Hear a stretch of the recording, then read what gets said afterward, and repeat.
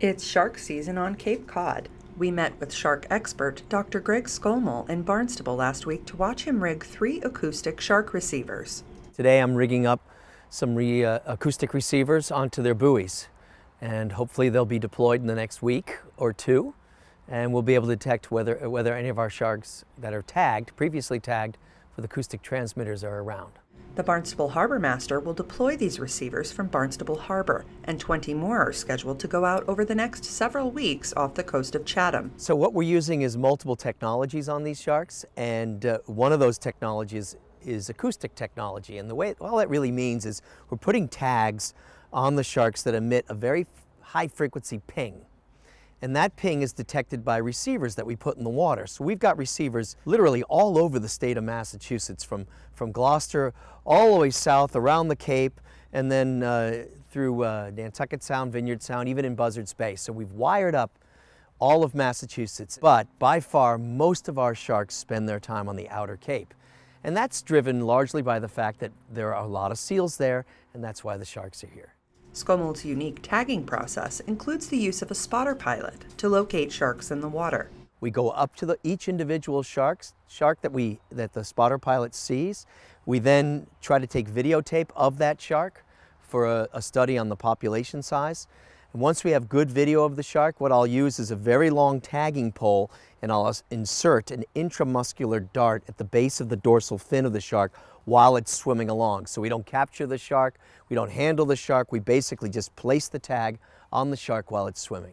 Once a shark is tagged, scientists are able to collect good local data to determine the behaviors and seasonality of the white sharks. We're going out twice a week, starting in June and going through October.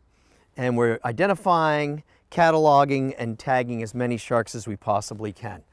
And once we finish the study in early November of this year, there's a lot of data analysis and crunching and modeling to do, and that'll be done over the course of the next winter.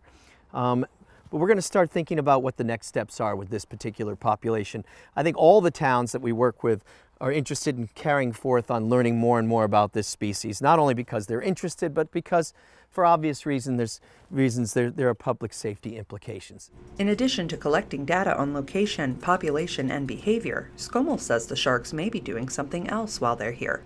We also have some data, very limited, that might indicate perhaps that adult males and females may be mating. And that's one of the major aspects of our research. We're trying to figure out if indeed that's going on. Now, nobody has ever seen a white shark mate. And so the likelihood of actually seeing that is really, really, really slim. But what we're looking at is the population demographics. Do we have adult males? Do we have adult females? Yes, we do. We have scarring patterns on both sexes, which might certainly indicate that the sharks are interacting with each other at some social level. Is it actually reproductive biology going on there? Maybe, maybe not. So we're still looking into it. Although Skomal has cataloged over 300 individual sharks in our area, he doesn't yet have a number on their total population size and encourages people to be mindful when out on the water. Anytime that you've got the overlap of humans and a lot of human activity with sharks, specifically white sharks, you have the potential for interactions. That's a fact. Okay, we look anywhere in the world where we see these aggregations of white sharks overlapping with people, whether it be South Africa or Australia, California, you do get every now and then, extremely rare, an interaction where the shark will bite a person. So there is the potential for that. And we're very, very mindful of it. So we work really, really closely with all the towns to try to make sure that we're collecting the data and sharing the data with those folks about the patterns of these sharks, how they're acting, how they're behaving, and how to enhance public safety by providing that information. You can stay up to date on shark activity in our area by downloading the app Sharktivity, which is updated regularly with data collected from Skomal and his team.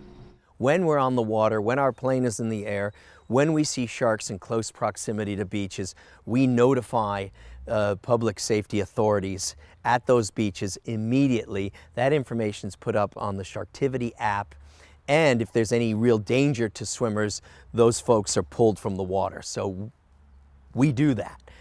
What's important to realize, though, is that we're not out every day, okay? And when it comes to shark attacks and preventing them, there's no silver bullet. That's a fact. Places around the world have been dealing with this literally for hundreds of years, and it's not a problem that's easy to solve. Fortunately, we have not had any kind of fatal shark attack, because I believe that by working with the towns and educating the public about the presence of these animals, we can cohabitate with them. So it's a matter of us modifying our behavior to some extent so we don't expose ourselves to additional risk. For Cape Media News, I'm Gabrielle Rosson.